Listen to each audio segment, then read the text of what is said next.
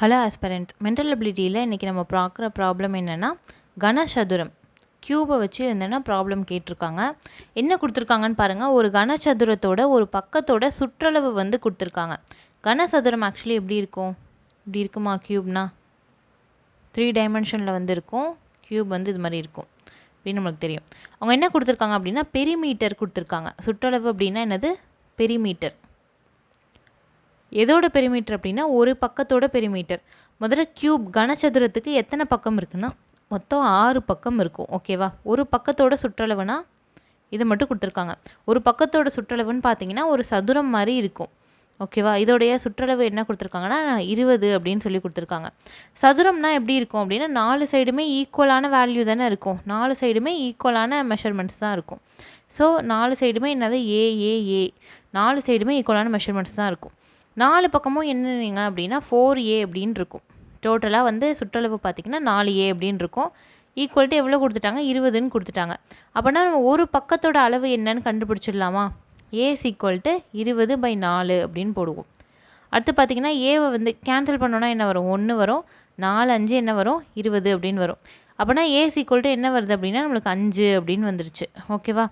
அடுத்தது பார்த்தீங்கன்னா கனசதுரத்தோட கன அளவுக்கான ஃபார்முலா என்ன அப்படின்னு பார்த்தீங்கன்னா கன அளவு ஈக்குவல்ட்டு என்னென்னா ஏ க்யூப்னா 3 தடவை ஏவை போட்டு பெருக்கணும். இப்போ பார்த்தீங்கன்னா 5 × 5 × 5 3 தடவை வந்து பெருக்கணும்.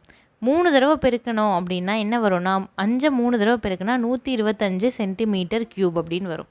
ஓகேவா? 125 சென்டிமீட்டர் க்யூப் அப்படின்னு நம்மளுக்கு ஆன்சர் வரும். ஓகே நெக்ஸ்ட் கொஷின் பார்க்கலாம். நெக்ஸ்ட் கொஷின் பாருங்கள். ஒரு செவ்வகம் இருக்குது. அந்த செவ்வகத்தோட நீளம் மற்றும் அகலம் வந்து மாறுது அப்படின்னு சொல்கிறாங்க. இதுதான் ஒரு செவ்வகம் வந்து இருக்குது. நீளம் மற்றும் அகலத்தோடைய மெஷர்மெண்ட்ஸ் வந்து மாறுது அப்படின்னு சொல்லிட்டாங்க. நீளம் எவ்வளோவா மாறுது? பாதியாக மாறுதான். அகலம் எவ்வளோவா மாறுது அப்படின்னு பார்த்தீங்கன்னா 2 மடங்காக மாறுது அப்படின்னு சொல்லிட்டாங்க. அந்த மாதிரி மாறினா பரப்பளவில் எவ்வளோ மாற்றம் நிகழும் அப்படின்னு சொல்லி கேட்டிருக்காங்க.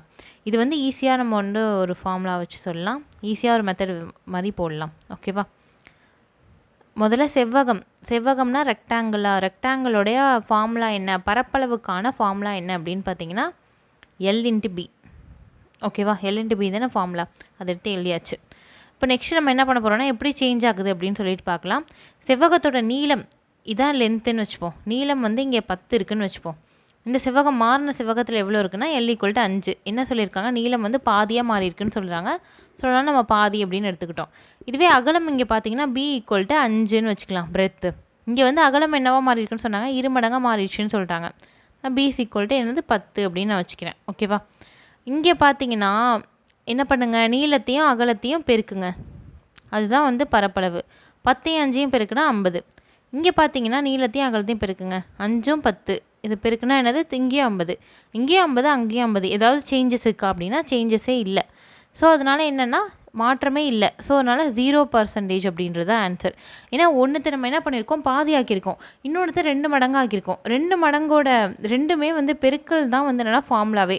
ஸோ அதனால் என்னென்னா அதில் வந்து எந்த சேஞ்சஸுமே இருக்காது. ஆனால் 0% அப்படின்றது ஆன்சராக வரும். ஓகேவா? நெக்ஸ்ட் வீடியோவில் வேறு ஒரு இம்பார்ட்டண்ட்டான ப்ராப்ளத்தோடு பார்க்கலாம். தேங்க்யூ.